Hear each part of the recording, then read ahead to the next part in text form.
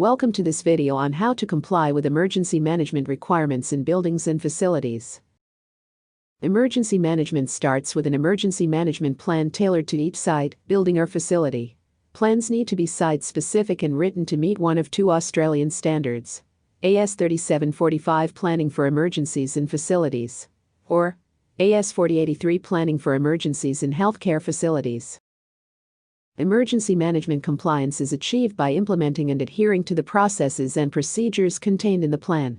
In most cases, these steps can be represented in what we call the emergency management compliance cycle. Starting at the top, the emergency management plan is prepared by an experienced safety specialist, assessing site requirements and risk factors in accordance with the relevant standard. The next step is to identify those persons responsible for the plan, called the Emergency Planning Committee or EPC. Duties and meetings of the EPC will need to be met according to the plan. Compliant evacuation diagrams need to be produced and displayed in approved locations in the premises. Regular reviews are required to ensure they are updated with any changes to the building or the standards. Warden apparel and equipment need to be on hand, such as warden caps, vests, whistles, loudhailers, radios and torches. Much of the emergency equipment can be provided in a handy warden kit and kept in a convenient spot ready for use when needed. Training and frequencies for wardens and chief wardens will be identified in the plan. Options can include live and online sessions as appropriate. Fire awareness training for occupants is required to ensure they are trained in the emergency response procedures for the building and familiar with the fire equipment provided for their use. Face-to-face training sessions or online options will help deliver flexible training sessions for a larger mobile workforce.